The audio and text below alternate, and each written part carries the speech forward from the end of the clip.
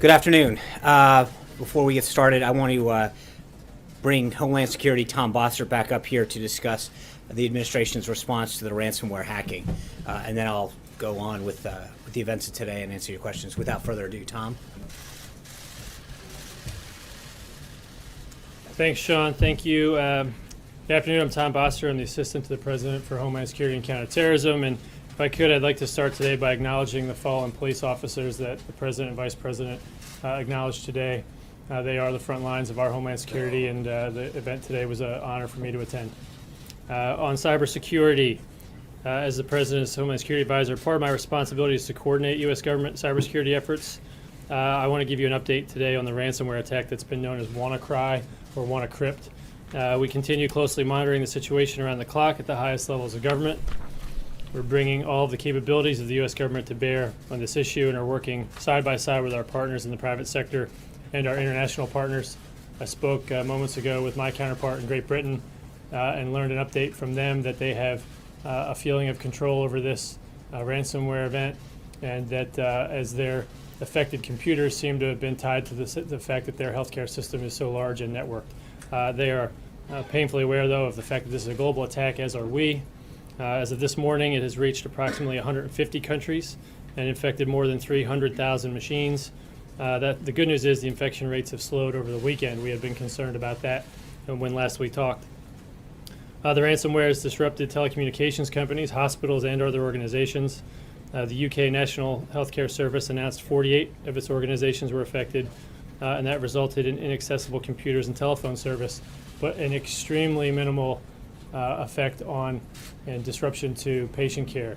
That was something quite evident in my conversation. Computers at the Spanish telecommunications company Telefonica were compromised, and we had a small number of affected parties in the U.S., including FedEx. Secretary Kelly at the Department of Homeland Security continues to lead operations and public-private coordination. His team is issuing twice daily situation reports, is holding multiple calls per day among experts and operations centers managing our response. As of today, no federal systems are affected. Overall, the U.S. infection rate has been lower than many parts of the world, but we may still see significant impacts in additional networks as these malware attacks morph and change. Despite appearing to be criminal activity intended to raise money, it appears that less than $70,000 has been paid in ransoms, and we are not aware if payments have led to any data recovery. The Cyber Threat Intelligence Integration Center is also keeping us informed of the classified insights concerning the investigation into these hacks. And let me talk about now briefly the way ahead. Sorry about that. It's important for our business and individuals to know that 3 variants of this ransomware are reported to have emerged using similar techniques. We had talked last I was here about variants of this malware. If you follow the mitigation advice published by DHS, the FBI, and Microsoft, and have patched your systems, you are protected against all of these variants. It's also important to know that pirated, stolen, or otherwise unlicensed versions of affected software often will not receive patches, so it's important to not use that unlicensed software. If you do, you'll be subject to extraordinarily susceptible infection. While it would be satisfying to hold accountable those responsible for this hack, something that we are working on quite seriously, the worm is in the wild, so to speak, at this point, and patching is the most important message as a result. Business and government have responded with upgrades and patches, defensive mitigations, and this has dramatically reduced the vulnerable population over the last 3 days. So this needs to continue to be our focus. Let me finish by repeating advice that all organizations be vigilant in updating their software, and that the only computers that can be compromised by the WannaCry or WannaCrypt virus are ones that do not have the latest security patches available from Microsoft. So what's the net effect? Tom, do you have any, so this is one episode of malware or ransomware. Do you know if, from the documents and the other cyber hacking tools that were stolen from NSA, if there was potentially more out there? So there's a little bit of a double question there. Part of that has to do with the underlying vulnerability exploit here used. I think if I could, I'd rather, instead of directly answering that, and can't speak to how we do or don't do our business as a government in that regard, I'd like to instead point out that this was a vulnerability exploit as one part of a much larger tool that was put together by the culpable parties and not by the U.S. government. So this was not a tool developed by the NSA to hold ransom data. This was a tool developed by culpable parties, potentially criminals or foreign nation states, that have put it together in such a way so as to deliver it with phishing emails, put it into embedded documents, and cause infection, encryption, and locking. So the provenance, I think I said this morning, of the underlying vulnerability is something that is a little bit less of a direct point for me. I guess a shorter way to put it would be, is there more out there that you're worried about could lead to more attacks in the future? I actually think that the United States, more than probably any other country, is extremely careful with their processes about how they handle any vulnerabilities that they're aware of. That's something that we do when we know of the vulnerability, not when we know we lost the vulnerability. I think that's a key distinction between us and other countries and other adversaries that don't provide any such consideration to their people, customers, or industry. Tom, you mentioned your British counterparts are feeling a sense of control. Was there any time, as you monitored this here in the States, where you felt there was any lack of control or this could get out of hand here? And if not, what is it about what was here that was protected that didn't exist, for example, in Europe or other parts that have obviously taken a much bigger hit from this? Yeah, no comparative lack of control, but my conversation today led me to believe that he felt quite comfortable and my counterparts felt quite comfortable with where they stood today. Not comparing. But was there any time that you felt here that things could spiral out of control? Well, as we were gaining and gathering more information, it was important for us to determine the parameters of this. Once we got our hands around the parameters of the malware, that's of course in the beginning moments what you're trying to get a hold of. Get the malware, analyze it, determine what's happening. In that time frame, you don't feel entirely in control, but you're searching for information. Once we got it and realized what the situation was, we realized there were patches available and had been available since March, and so from that point, operations centers and communications become the key, and they're imperative to how we handle this response. And from the British perspective, I thought it was important to pass along from them 2 points. One, that they thought it was an extremely small number of patients that might have been inconvenienced, not necessarily a disruption to their clinical care as opposed to their administrative processes.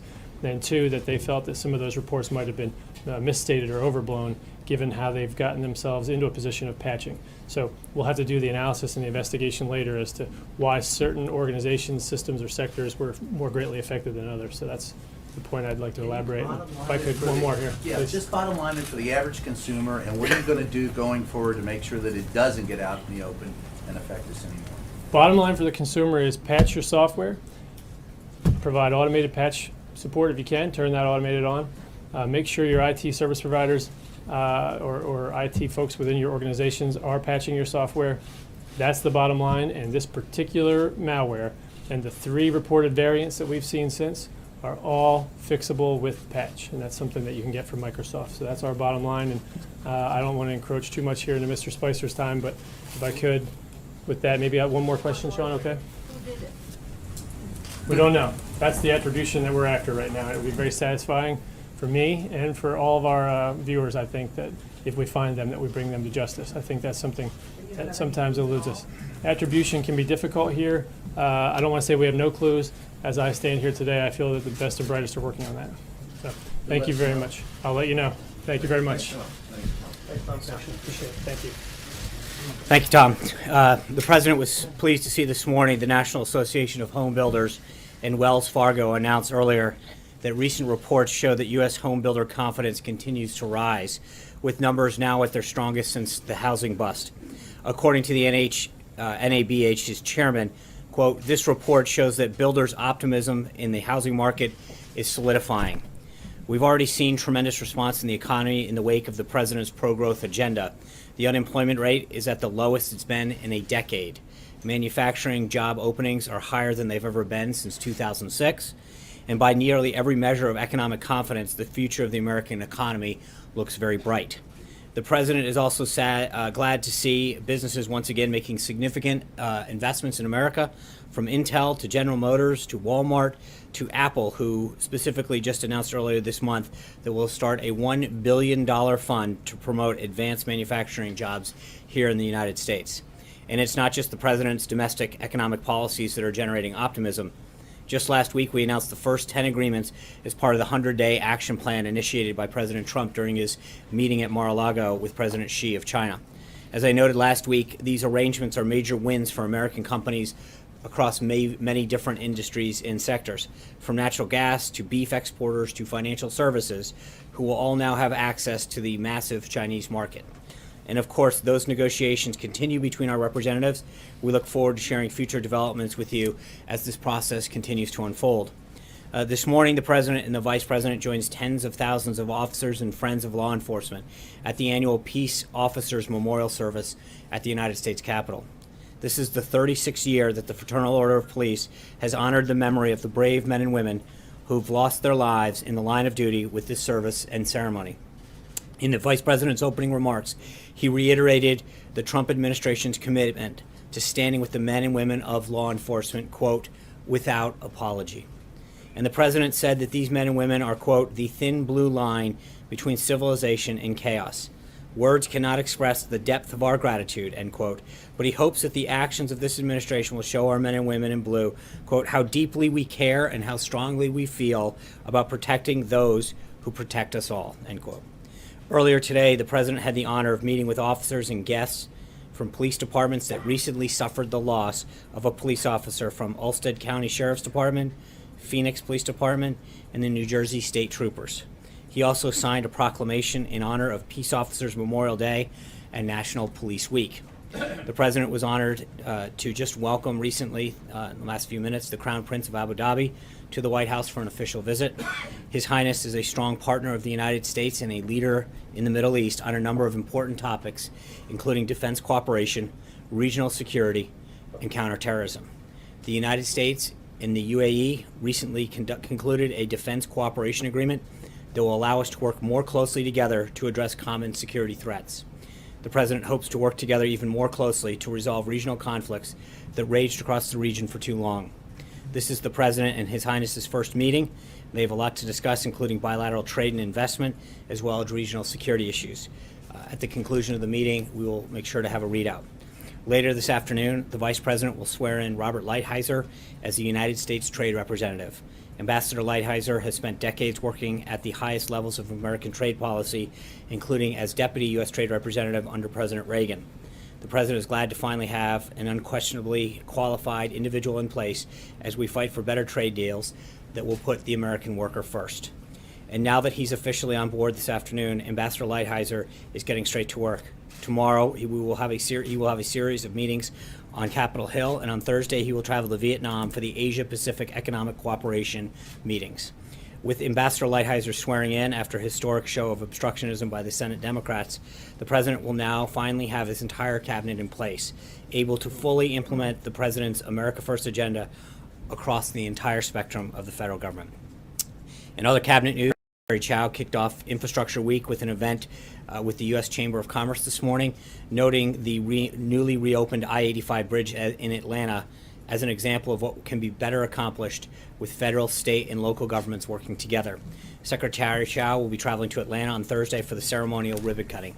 Secretary Perry is in Texas today as part of VA Research Week to announce the VETS Project, a joint effort between the Veterans Administration and the Department of Energy to help data map veterans' health records and solve health-related issues for veterans. This partnership, part of the Trump administration's commitment to modernizing the systems we use to care for our nation's heroes, brings together the VA's unparalleled health care and genetic data from its Million Veteran program with the Department of Energy's world-class technology to improve health care and quality of life for our veterans. Secretary Shulkin of the VA will also be traveling this week to commemorate VA Research Week, speaking at the Brain Trust Pathways event in Boston on Wednesday. This event brings together public and private experts in research, treatment, prosthetics, IT, and other specialties to focus on new and innovative ways to support veterans coping with the effects of traumatic brain injury and head trauma. The State Department also had a few briefings today on the next step in addressing the Assad regime and the horrors it has committed on the Syrian people. The Trump administration believes that Syria's political future should be decided by Syrians in a free, credible, and transparent process. However, we also believe that in a free process, it's unimaginable that Syrians will choose to continue under the Assad's leadership. Syria will never be stable and secure as long as Assad is in power. The Assad regime has sunk to a new level of depravity, and it has done so with seemingly unconditional support from Russia and Iran. For these reasons, we continue to support the political transition process contained in UN Security Resolution 2254 and support the political process taking place under UN oversight in Geneva. As we've said before, the United States remains open to working together with both Russia and Iran to find a solution that leads to a stable and united Syria. But in order for us to work together to bring an end to the violence in Syria, Russia and Iran need to acknowledge the atrocities of the Assad regime and use their influence to stop them. As you can see, it's going to be a busy week for the President, the Cabinet, and the staff leading up to the President's first foreign trip that launches this Friday. We take off for Saudi Arabia later on Friday, and I plan to have General McMaster here hopefully tomorrow to walk through the trip with further detail. And with that, your questions. Thank you, Sean. Just in China, NSC Senior Director Pottinger say the U.S. is forming a Belt and Road working group and say the U.S. company have much to offer. So what's the perspective of the U.S. future collaboration in this Belt and Road initiative? Yeah, as I mentioned with respect to the 100-day plan, I think there's a lot of areas that we are going to continue to work with China to develop a way forward. I think the relationship that the President established with President Xi down in Mar-a-Lago is continuing to pay dividends for our country. And whether it's this policy or trade or market access, we're going to continue to see all of those individuals from the President's cabinet that were down in Mar-a-Lago continue to work with their counterparts in China to find a path forward. John. Sean, a couple of topics, but first of all, back on what you said about Syria. Is the official policy of this administration now regime change in Syria? I think I've made it very clear what our policy is and continues to be. Over the weekend, a lot of complaints from Democrats about the Comey replacement process. First of all, that Jeff Sessions is leading the search.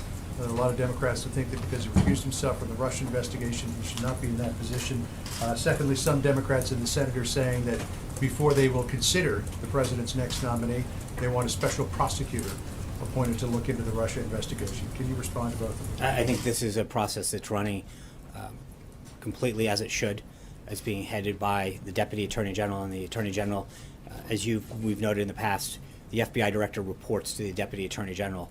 They continue to move through a series of highly qualified candidates, and it's, obviously this is a huge priority for the President to make sure that we have someone that has the ability to administer the proper leadership to the FBI. Wait a minute, on the special prosecutor? I think there's frankly no need for a special prosecutor. We've discussed this before. You have two Senate committees that are looking into this. The FBI is conducting their own review. And I think if you even look at what Acting Director McCabe said last week, he made it very clear that they have the resources that they need and that the work continues. But the bottom line is, again, I think part of it is there's a difference between what we've talked about in that, and it's been made very clear that there's been, with respect to the President himself, both Senator Schumer, Senator Feinstein, Senator Manchin, and everyone else who have been briefed on this have been very clear that there was no collusion with respect to the President himself and no investigation there. Blake. Thank you. Let me pick up what Mr. Foster left off about this ransomware attack. In the short term, a short-term question and a long-term question. In the short term, is it the advice of the administration, should somebody have their computer system infected, not to pay the ransom? As I said, I think that what we have seen so far that is the most effective is that if people take the necessary proper steps in advance and use the patches that are available to ensure that it doesn't happen. So prevention is right now the key that we're stressing. As it relates to the long term, at the end of the day, this is extortion from likely hostile foreign actors. Might the administration set some sort of guidelines or policies as it relates to U.S. individuals, U.S. companies? Should they be approached as to what to do and maybe what not to do? Yeah, I think we can. Our immediate goal right now is to make sure that we're protecting are both individual, commercial, and government enterprises, and that work has proved to be, the prudent steps that were taken have proven to be fruitful, and I think we're going to continue that. Right now, obviously, that's the number one priority. Do you know why he mentioned FedEx? Do you know if that was something specific happened to FedEx? I don't. I can have Tom follow up. Jim. Fred, I'm sorry. Thanks. Yeah, we're kind of I wanted to ask about the Election Integrity Commission. Is this is the primary goal that's going to be looking for recommending reforms to possible federal laws like the NVRA, or looking at cleaning the rolls, or is it going to be more of an audit of the 2016 election? The executive order that the president signed and the vice president and Secretary of State Kobach are leading is a bipartisan commission of state elections officials that are going to look at all aspects of election integrity, including voter fraud, improper registration, and allegations of voter suppression. So I think they're looking at this holistically. Okay, and one more. As far as North Korea goes, with the new South Korean government coming in, does the administration advise against their reaching out or outstretched hand that they had towards the North Korean regime, particularly after? I'm sorry, say the new South Korean government.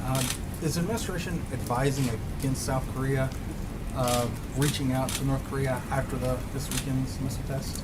I think the president looks forward to having a conversation with the new president and discussing the way forward, but I'm not going to get ahead of that discussion at this point. John. Thanks a lot, Sean. On the search for the new FBI director, the president today said that it's moving rapidly.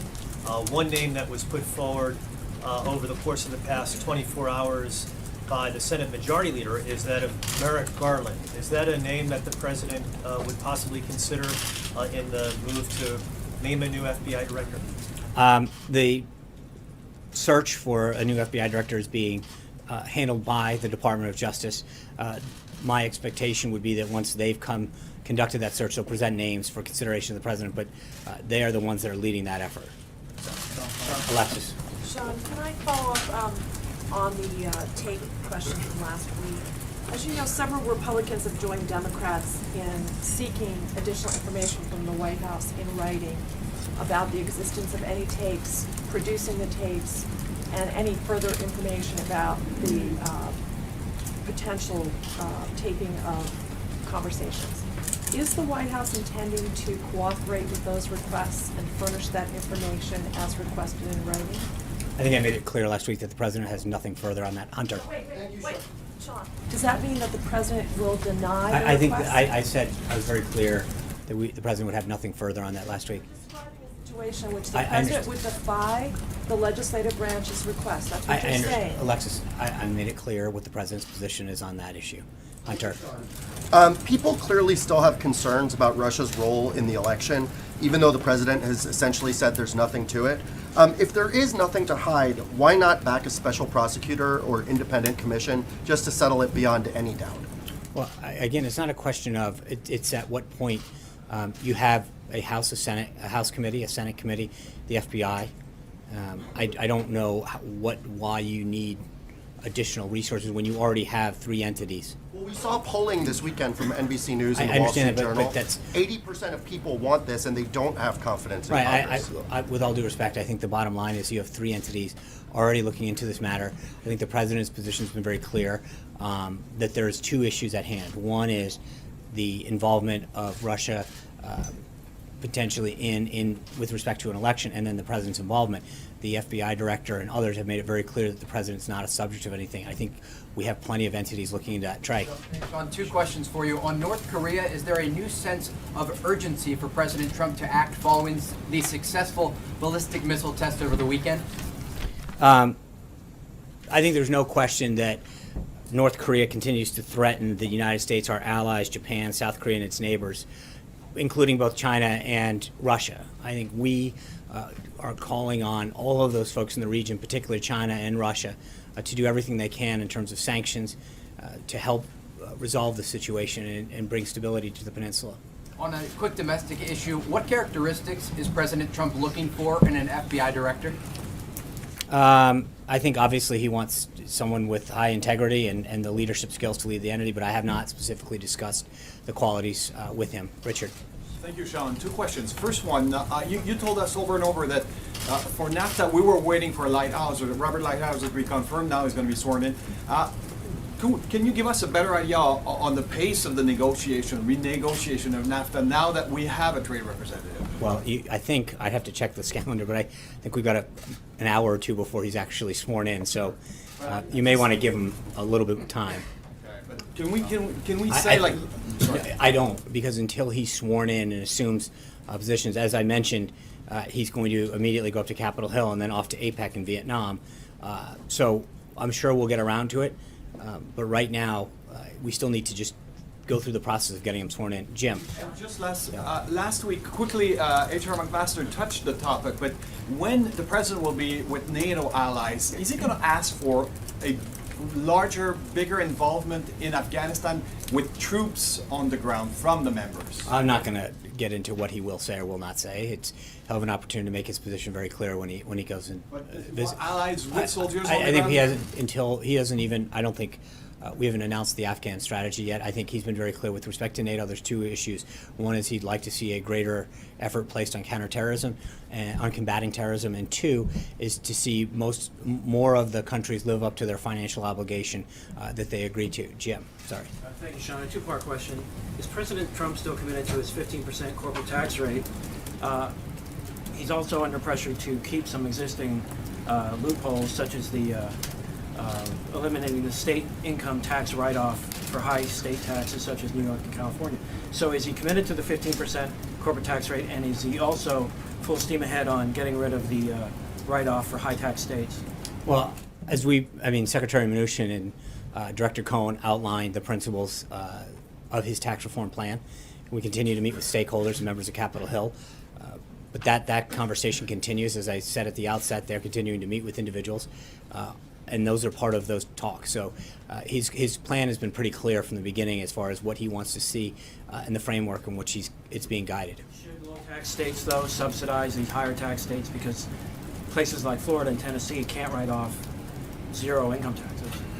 Again, I'm not going to get ahead of that debate. I think the principles that were outlined explain where the president's starting point is. He's going to continue to have those discussions. Amen. Thanks, John. On the search for the new FBI director, there have been some critics who've said in this particular political climate, whoever it is shouldn't be a current or former politician.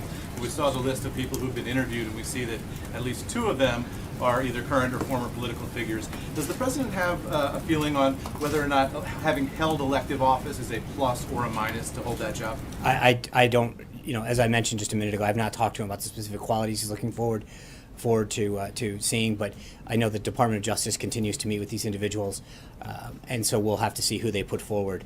Hallie. Thanks, John. I have two questions for you, but I guess I'm just looking for some clarity on one of my colleagues' questions here. Why won't you just explain whether or not there are recordings of I President think the conversations? president's made it clear what his position is. That's not my question. So I why understand won't that you because explain? that's what the president's position is. So given that you refuse to confirm or deny any of this, how is any senior official supposed to feel comfortable having a conversation privately with the president? As I've said, Hallie, the president's made it clear what his position is. Even with these congressional lawmakers Hallie, calling to see if they exist. Hallie, I've answered the question over and over again the same way. So if you... So the second question that I have for you then is on the arguments that are happening now in the Ninth Circuit regarding the administration's travel ban. One of the lines of questioning has been why the president has not disavowed his Muslim ban. Will he do that? The president, the executive order is fully lawful and will be upheld. We fully believe that. I think there's no question. In fact, in one of the arguments in the previous cases, it was made clear that if anyone else had proposed this, which just shows that it is legally sound, people are misinterpreting it. It was based on the law and the authority that the president rightfully has. That's it, plain and simple. And that's my question is more: will he disavow the ban? But he's never said it. Right. The point lawyer is, said he did say he never has. But the point is that the ban, the measures that he took in that executive order are fully lawful, fully compliant, and make it clear that they seek to keep this country safe. That's it. But given Richard. these questions come up, is there any indication the president will come out and say, yes, I disavow what I said about letting right not now, the allow president's Muslims? focused on making sure that we make the appropriate arguments to get the ban in place. Thank you. That's okay. Considering, in contrast to much of the expression during the French presidential election, and that has been reported in France especially. There may be a lot more in common between President Trump and the new President Emmanuel Macron of France. Both former successful businessmen, both leaders of two very powerful countries, and two of the oldest allies going, basically. Knowing this, would the President look forward to an opportunity to bring this young president closer to him, maybe meeting on the borders at the G7, or maybe even inviting him here to the La Maison Blanche in the next few months? If we have updates to share on additional individual leaders that he will be meeting with or meetings that he'll have during his trip, we'll be sure to give you an update on that. But with respect to whether it's the French president or any other head of government, the president looks forward to reasserting America's role in the world and reestablishing some of the relationships. And I think what you've seen so far, whether it's President Xi or Prime Minister Abe or other individuals, as you can see by the week that we're having this week with the UAE, Turkey, Colombia, the president has made it very clear that he is going to do everything he can to reestablish relationships around the globe to help protect and advance our national interests. And this is a special one. There are also, I mean, look, I agree. Before we were Right. Republican. I understand. There is a lot of relationships that the president wants to strengthen for the good of this country. John. Thank you, Sean. Two brief questions. First, there are reports, and it may be confirmed by now, that Mrs. Callista Gingrich will be the third woman to be U.S. ambassador to the Holy See. Official? Nothing's official until it's announced.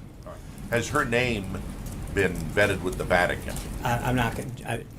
That's a nice back try, but I'm not going to. The answer is we have no personnel announcements. The other question is not related to personnel, but process with the FBI director. Sarah spoke last week about an interim or acting director of the FBI, but with the interviews that you described with the Department of Justice, can we expect that the name who is nominated for the position from that podium will be for permanent director and promptly submitted to the Senate? That's what I believe the president's expectation is, yes. So no interim or acting? Well, I mean, you have an acting now until someone's selected, but the reason that the president's team is going through this process is to select the next director. Mara. I know this isn't on the front burner right now, but I actually have a healthcare question. Okay. As it goes to the Senate, I'm wondering if the president's negotiating strategy will change. Does he want to get involved earlier? Does he want to wait till the Senate kind of comes up with something? Does he have anything in particular he wants them to keep from the House bill, get rid of from the House bill? What's his approach to this new chapter in the AHA-CA repeal process? Well, I think he feels very strong about the product that came out of the House, but he recognizes that the Senate has a duty to review it and to come up with ideas, and if it can be made stronger, then great. He's continued to have conversations with members of the Senate. His staff has had them as well.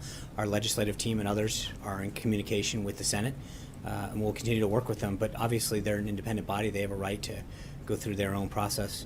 But if we can make the bill stronger in any particular way, that's something that he'll support. But he kind of came in at the end to kind of close the deal in the House. Does he want to get involved more in the earlier stages of the process in the Senate, or just stick with the same negotiating strategy? I think that the team has been intricately involved in the process for quite some time, and the president, by several accounts, was involved in a way that people hadn't seen on Capitol Hill in a long, long time. Jill. Two things. Just going back to the FBI director search, should we expect the president to begin interviewing personally the short list before he leaves on the trip? I think that's going to be driven by the Department of Justice. And as soon as the Department of Justice has a recommendation for the president, then we'll move on. But at this time, there's no update on where that is. And then I want to go back to you started off with Syria there. The State Department today, of course, announced that the Syrian government has apparently been carrying out mass killings, burning thousands of prisoners. I'm wondering if that crosses any kind of red line for the president, and whether we should expect to see any kind of military response to that. Well, the president's always been clear that he's not going to telegraph actions that he takes. So that's number one. Number two is I think what was important about what the State Department did today was to really enumerate the atrocities and the human rights violations that have been committed, and then further ask the world community to join with us to put pressure on Syria. Should we expect any direct action by the president? Again, I don't think the president's made clear over and over again that he doesn't telegraph his actions. He's going to be continuing to raise this issue, but when he's ready to act, he'll let everyone know. Jen? When it comes to vetting for the FBI director, after the experience with Michael Flynn, is the White House recommending doing anything differently with vetting the FBI director? Are you already doing something different with that vetting? I'm not going to get into internal processes that exist, but obviously, you'd have the full resources of the FBI. So I'm not going to get into how that process is handled. Is it a good idea to change things up? I'm not going to get into the processes of how that's being done. Sean? Yeah. Okay. Two questions. One to follow up on Hallie's question. How has the president made it clear what his position is on the I've reports? answered that several times. How has he made it clear? All I've seen is the tweet. Right. So that's his position. He said that he has nothing further to add. Okay, but he had tapes and Caitlin, quotes. I understand. Okay, I just wanted There's to get a nothing further to clarification add on on it. My second question is, has he made any other inquiries about the Russia investigation to any other FBI officials? I don't, not that, I haven't asked him about that, but I'm not aware of anything. Okay, and one small follow-up. Last week you said you would get back to us on who requested the dinner between him and Comey. I still, I apologize, I will follow up on that today. I think one of the things that's important with respect to that, just to clear something up, I think that there was clearly bipartisan support that Jim Comey wasn't up to the job. The president has every right to fire a person because he believed Director Comey lacked the judgment and the decision-making skills and wasn't up to the job. The president's reaction to this, to what his position has been completely misrepresented. If you think about what he said to NBC News, he said, one, he didn't care that this action would make matters worse for him, that it, quote, might even lengthen out the investigation because he would take action against Jim Comey in firing him. He said that he wants the investigation to be done, quote, absolutely properly. And he said that he might even confuse some people that he would take this action knowing it would make matters worse for him. The actions that he took, he knew could be detrimental to himself. But none of those things mattered because the president had to do the right thing for the American people because he believes that Jim Comey was the wrong man for that position. And I think that we've got to be very clear as to the reason that the president took the actions that he did. He knew that what he did could be detrimental to himself. It could lengthen the investigation. But he knew it was the right thing for the country, the right thing for the FBI, and the right thing to get to the bottom of this. Why did you believe Comey was the wrong person for the American people? Because he didn't have the leadership skills necessary to lead that institution. And as he said in the statement at the time, the FBI is the crown jewel of law enforcement, and they deserve a leader that can properly lead the institution. Thank you guys very much. I'll see you tomorrow. Thank you. Give us a special prosecutor.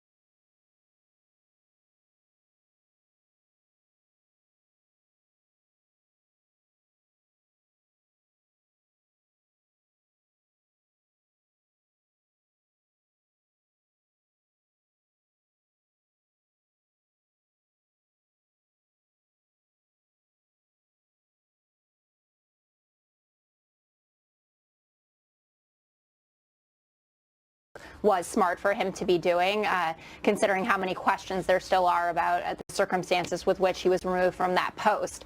Obviously, the press corps is not buying the argument that the president has made his position clear on taping conversations in the Oval Office and the implications of that for high-level officials, lawmakers, et cetera, those that are meeting with him. I think that that's going to be a point of difficulty for him going forward. And I think that this Russia investigation, and going back to the James Comey issue here, and what's going to happen with the appointment of a new FBI director is not going to go away, with Democrats saying we're not going to confirm. It's not going to be resolved in a press room, Mercedes. No, I mean, all of those things are absolutely true that, I think the public wants to know more, and Democrats for sure want to know more about all of those issues. That independent commission. Hang on, Mercedes, but it's not going to be settled in a press room. No, absolutely not. But here's the deal. The Democrats have made it a point that they want to make this a distraction. Make it that the special prosecutor becomes their central theme. Why? Because they want to obstruct the president. They want to obstruct the president's legislative agenda. That's their goal. And so I think that in the case of Comey, it is very clear that the FBI director serves at the pleasure of the president. It was time for Comey to go. If Hillary Clinton would have been president, Comey would have been out of there day one. This Russia investigation continues because, as McCabe has said, and several others have said, it is the career prosecutors in the FBI who are the ones that continue this investigation. Real quick, Jessica, I'll give you the last word. I mean, there are already 3 bodies, as they said, doing an investigation. We really need a 4th? Well, it seems like the American public wants that. I've seen arguments on both sides. I think, all of the points that have been made today by you and Mercedes are well taken. I'll be interested to see where it goes going forward. Democrats will stand in the way. But I will say that it is not at altogether clear that while it is, the pleasure of the president to keep the FBI director, that doesn't mean that it was the right chance. And he could have done this actually on day one. We got to leave it there. We got to leave it there. Thanks, guys. Appreciate it. Homeland Security Advisor to the President, Tom Bossert, answering questions at the White House press briefing on this weekend's massive worldwide ransomware attack. He emphasized the U.S. has the situation under control. Let's bring in Adam Myers. He's the Vice President of Intelligence at CrowdStrike, who's calling the ransomware a weapon of mass destruction. It's that serious? It was pretty serious. It had the ability to self-propagate, which meant it could spread from computer to computer without any user interaction, and that made it exceedingly dangerous compared to previous ransomware we've seen. Yeah. He made it sound like it was relatively contained, that it hadn't been quite as big of a threat here in the U.S. He emphasized that if you were just putting in place your Microsoft patches, that you would be fine, and that it was mostly about phishing. Did you agree with that assessment? I think that the patching is the most critical thing, as the White House said earlier, that making sure that you have those patches in place is the best thing that you can do to keep the system safe. Yeah, he also made the point that it is ransomware and that $70,000 has been paid out so far by people who are trying to cooperate with the ransom, and that no data was recovered as a result. Does that sound right to you? That's what we're hearing. There's some mixed reporting that's been coming out in the last half hour or so from security researchers that I've been talking to, but we haven't seen any confirmed recovery of files that I'm aware of. Yeah. How dangerous is this? I mean, they're talking about it delaying care in hospitals and, the effect that it was their doctors not being able to get the information they need to save lives. Yeah, it's incredibly dangerous. Some of the most sensitive files, there was about 179 different file types that this specifically targeted. And what it does is it encrypts them and makes them unrecoverable without a proper backup. Yeah. So it's pretty dangerous. So this is from Brad Smith, who is President and Chief Legal Officer at Microsoft. The governments of the world should treat this attack as a wake-up call. They need to take a different approach and adhere in cyberspace to the same rules applied to weapons in the physical world. We need governments to consider the damage to civilians that comes from hoarding these vulnerabilities and the use of these exploits. Adam, the administration kind of tried to make a different sound different there. They were saying we're the only ones that sort of share patches and share our information and the ability to deal with this. Did you buy that? Yeah, I've seen plenty of instances where the U.S. government's been involved in providing patch notification and working with the vendor community. So I think that there's a time and place when they need to make sure that those things are patched, and there's certain times where they can use it to their own advantage. Yeah. Well, it definitely was very scary as it spread, but it turned out in a way that, we didn't see it rampant across the U.S. It's a good reminder to do the updates, to do the patches, and to also make sure that you don't click on those emails when they come and, there's a link from somebody. It just doesn't make sense. And backups. You got to have backups. Yeah, you're right about that. A lot of people have been writing in online about that as well, to make sure that you do the backup as well. So that's a great mention. Adam Myers, VP of Intelligence for CrowdStrike, thank you so much for coming on and sharing your intelligence today. We appreciate that. Thank you. And thank you all for watching and sticking with us through that press briefing, another exciting one. We will be back here tomorrow. Join us then as well. I'm Melissa Francis. Coming up next, here's Shepard Smith.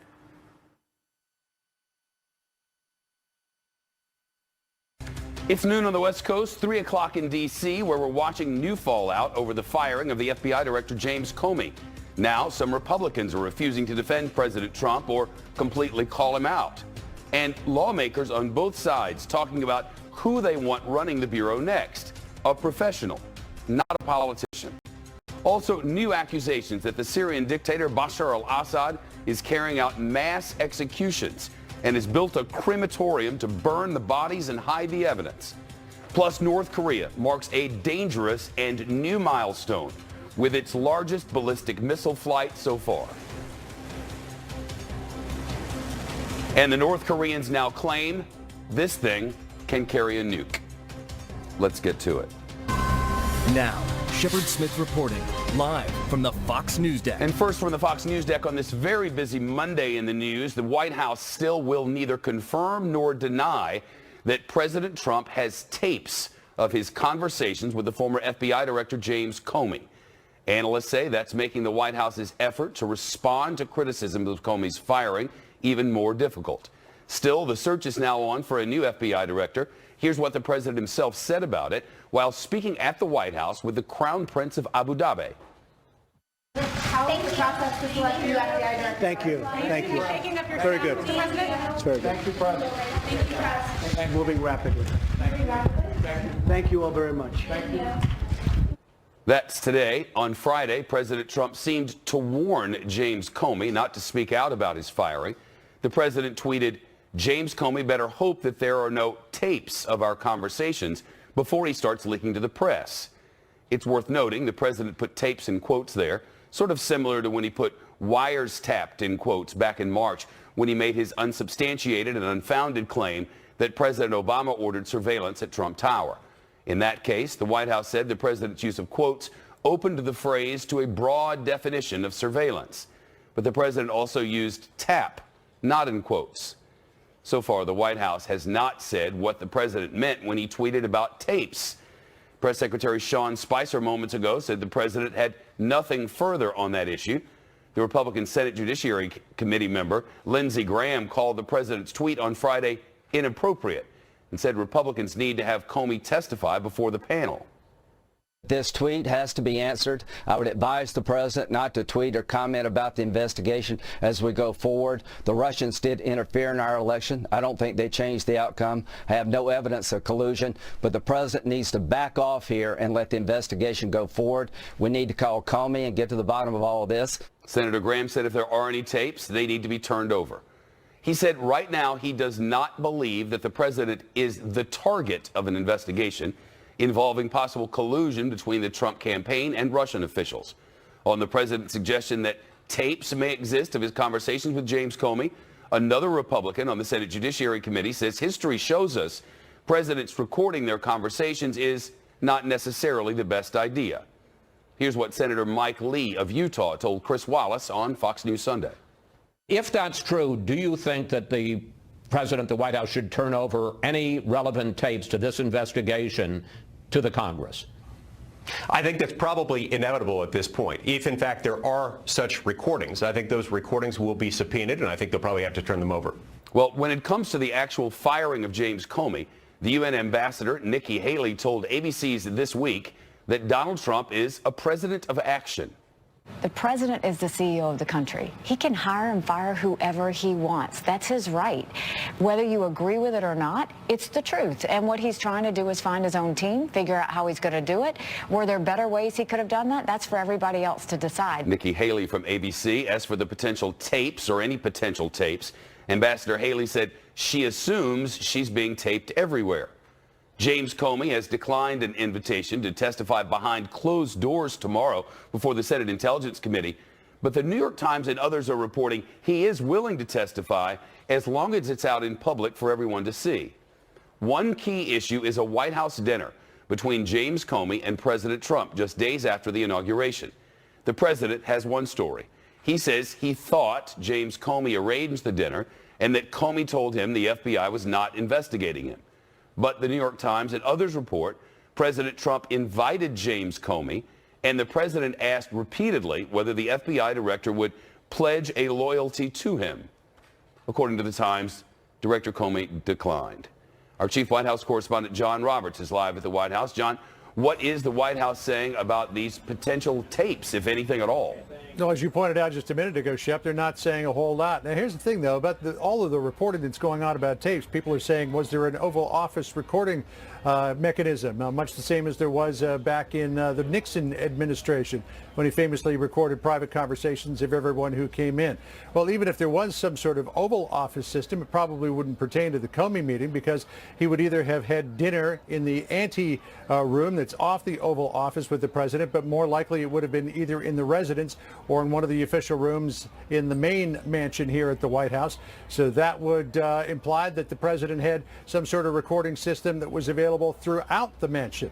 It's not known at this point whether the president, when he said, quote, tapes, was talking about some sort of recording device or some sort of other recorded conversation, or if he was merely just trying to play with the media there and James Comey by saying, well, maybe there are tapes. But here's what Sean Spicer said about it at the briefing a short time ago.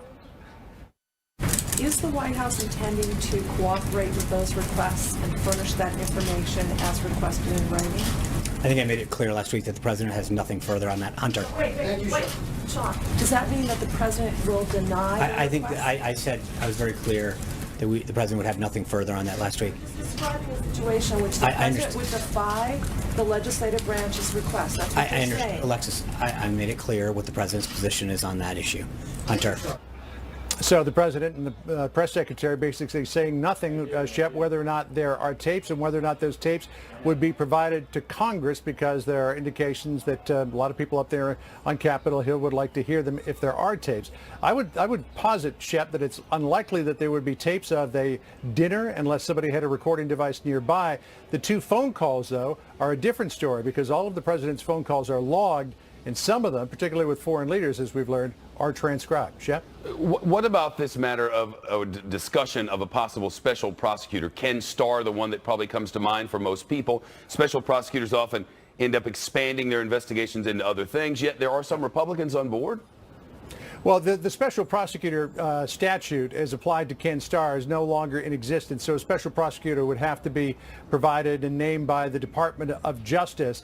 There have been a lot of complaints from Democrats about the need for a special prosecutor. Over the weekend, some Democrats said that they would refuse to consider the name of the president's nominee in confirmation hearings in the Senate until a special prosecutor is appointed. I asked Sean Spicer that question at the briefing a short time ago. Here's how he responded. There's frankly no need for a special prosecutor. We've discussed this before. You have two Senate committees that are looking into this. The FBI is conducting their own review. And I think if you even look at what Acting Director McCabe said last week, he made it very clear that they have the resources that they need. Now, one other thing that did not come up at the briefing but has been bubbling around here at the White House, and that is reports of a massive staff shakeup. I'm told that a massive staff shakeup that would see the departure of several senior administration officials as well as some cabinet officials is, quote, nonsense. But there is some talk that there may be some changes to the communications shop after what happened with the Comey firing last Tuesday. Also told that the White House Chief of Staff, Reince Priebus, who has been in a lot of reporting, quote, on the bubble since January, also may not hold the complete favor of the president at this moment in time. But, Shep, we've heard this before, and nothing's happened. John Roberts. Just be another case of that. It could be. John Roberts at the White House. John, thank you. Let's turn to Josh Gerstein now, senior reporter for Politico. Josh, any new news on any of these matters, shakeups and the rest? Well, I did think it was interesting that Shep, that during that briefing that Sean Spicer tried to put forward yet another rationale for the firing of James Comey, saying that the president actually thought that firing Comey would be difficult for the president and would hurt him in some way, but suggesting again that maybe it didn't have anything to do with the Russia investigation. So Spicer seemed trying to stir up some dust over that issue once again. Is there any agreement now on how this thing should go forward, or is it still separated completely along partisan lines? Well, there seems to be some indication that at least some Republicans might be open to a special prosecutor at a certain point. I think Marco Rubio has said maybe we'll get to a point where that'll be appropriate. And I think the issue is becoming muddled together with this question of the replacement of the FBI director with some of the top potential candidates, including